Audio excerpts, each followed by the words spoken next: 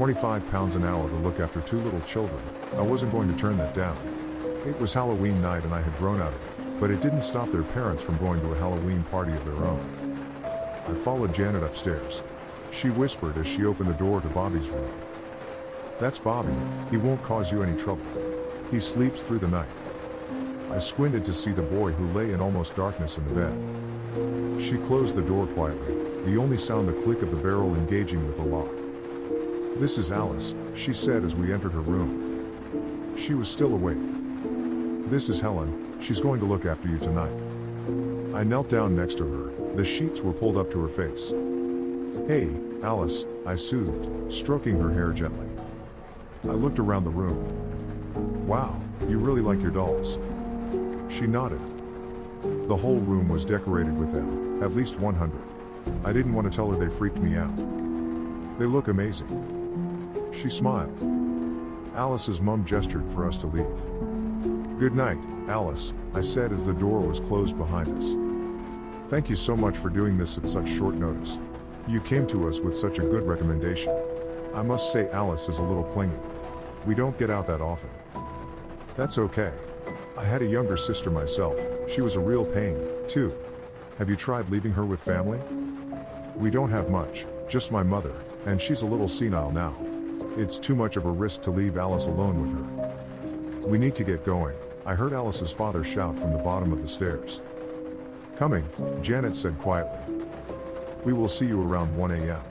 I hope that's still okay?" "Yes, that's fine." I sat in the living room as Alice's parents raced around the downstairs putting the finishing touches to their costumes. "See you later," Janet said. The dad hovered for a moment, as if conflicted.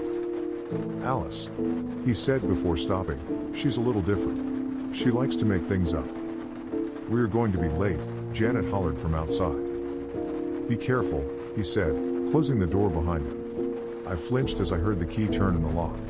I pulled the deadbolt shut. The house was suddenly silent. I waited for the sounds of the car door closing and the vehicle leaving, but it didn't. An unease filled me. I sat on the couch in the living room, dimly lit by a small lamp that stood in the corner. It sent elongated shadows that projected onto the surfaces of the furniture. I checked my Twitter feed for a bit, feeling at a loose end. There was a knock at the door. It startled me. I got up and checked the spy hole, expecting one of the parents had forgotten something. Instead, a small boy stood there. I placed my phone on the table in the entryway and picked up the bowl of sweets, then unlocked the door. I squatted down. "Hello there, would you like some candy?" I thrust the bowl out in front of him. He took a second to look down and then his gaze returned to mine. He violently shook his head. "Okay. Where are your parents?" He stood in silence. In a whisper, he asked, "Can I come in?" "I don't know who you are, sorry. Do you need me to call someone?" I turned to pick up my phone. "Do you know your parents' number?" I asked. When I turned back, the boy was gone. I swiftly shut the door and scanned the house. I wondered if the child had rushed inside when I wasn't looking. I returned to the couch, wary that an intruder might be in the house. Before I could get back to my phone, I heard footsteps on the stairs. Alice emerged. "I'm scared," she said. I saw the growing dark patch in her pajamas. "Oh, honey, it's okay," I said, jumping out of my seat and running over to hug her. "What happened?" "Bobby," she said. I stepped back. "Did he come into your room?" She nodded. "Let's get you cleaned up." I took her hand and led her upstairs. Her door was ajar. "Where are your clean clothes?" I asked. She pointed to the dresser, barely lit by the landing light. I opened the drawers, one at a time, until I found some clean pajamas. "Where are the towels?" She pointed to the bathroom. I entered and picked up a clean towel that rested on a radiator. The fabric was warm to the touch. I cleaned her off and she got into her fresh clothes. Her bed sheets were dry, so I put her back to bed. "Are you okay now?" She nodded. I stayed for a moment, stroking her hair. My eyes drifted to the dolls. All of them were facing the walls. "Alice, why are the dolls facing the other way?" They were scared too. I noticed my pulse had increased and a slight clammy wetness had gathered on my brow. I pretended I was fine. Are they scared now? She shook her head. Can I turn them back round? She nodded again.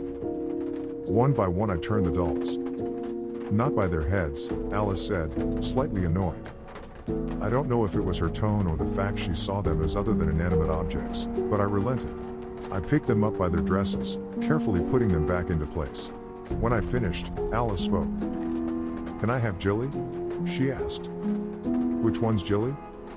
She pointed to one in the corner. Its dress was threadbare and the hair was falling out. Are you sure you want that one and not this one? I picked up a really nice looking one in a pink dress. She shook her head.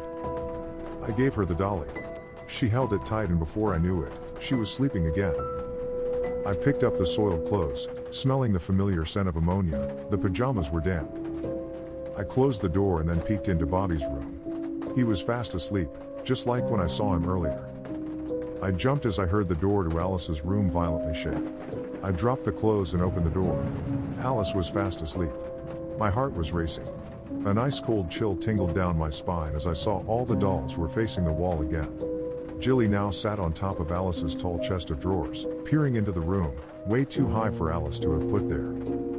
Alice, I said in a hushed tone. All I heard was an ever so slight snore. I contemplated turning the dolls back again, but didn't. They scared me.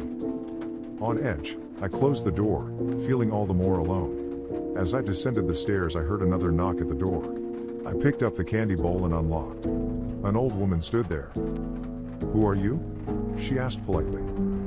I'm Helen. What are you doing in my house? I'm sorry? I questioned. Who are you? I'm Eunice, Alice's grandmother. I remembered what Janet told me. Hi, Eunice. Could you let me in? I'm not sure that's a good idea. Do her parents know you're visiting? I'm not visiting, she said, upset. I really cannot let you in. Alice is in trouble, she said. She's fine. She's sleeping upstairs. No, her brother will try and hurt her. I think I've got this. She moved towards the door and I slammed it in her face. As soon as I did, I felt a pang of remorse. I double-locked the door and peered through the spy hole. She still stood there. I picked up my phone and dialed Janet's number. I jumped as I heard a ringtone from inside the house. I kept the call open, searching the house for the ringing phone. I saw the bright phone lit up in the kitchen as it went to answer phone. I hung up. I checked Janet's phone to see many missed calls from Mother. A large bang reverberated through the house. It came from upstairs. I dropped the phone and ran. Alice's door was open. I rushed inside to see her eyes wide open. Her bed was covered in dolls. What's happened? Bobby, she said between gasps. What about him? He came into my room. It's okay, he's your brother. What's wrong? He's under my bed. All the dolls were sat facing Alice. She couldn't have done this herself and gotten into bed. I knelt down and peered under. I jumped when I saw a pair of eyes stare back at me. It was Jilly. It's only Jilly, I said, picking her up and giving her to Alice. She shook her head before hugging it tightly. Apprehensively, I returned my gaze. There was something else under there, breathing heavily. Bobby? I asked. Another set of eyes opened. My body went numb. Petrified, I asked again, Bobby, is that you? He nodded. Why is she scared of me? I don't know, I said, lifting my head up. Why are you scared of Bobby? She began to cry. I looked under again. Will you come out? He wasn't there. I ran into his room and turned on his light. He was still asleep in his bed. Bobby? I asked, knowing I didn't want to know the answer. Gently I pulled back the sheets. He didn't move. I placed my hand on his shoulder and turned him onto his back. I screamed. I heard footsteps rush up the stairs. You saw him, didn't you? Janet asked from the landing, her eyes pregnant with tears. I stood there, my lip quivering. She saw him, Harold. You did? The father asked. Janet held her hands together in delight. I stole a final look at the mummified body in the bed. What did he say? I said nothing. Helen, please tell us. Why is Alice scared of him? Alice saw him? They rushed into her room. I didn't know what to do. Why were they here? What the fuck was in the bed? Janet shrieked. As if pulled out of a daze, I ran into Alice's room. The dolls were gone and so was Alice. Where is she? Janet shouted at me. I don't know, she was here a minute ago. I was just in here. What did you do to her? Why are her pajamas on the floor? Harold blasted. She wet herself, I said in defense. Bullshit. I ran down the stairs and stopped as I looked in the living room. Eunice was sitting on the couch, stroking Alice's hair. All the dolls were spread out around the living room, all pointing to look at Alice. Don't run away from me, Harold said, plunging down the stairs. He stopped too. Janet, she's here. He pushed past me and into the living room. Stop, Eunice said, putting her arm around Alice. What are you doing here?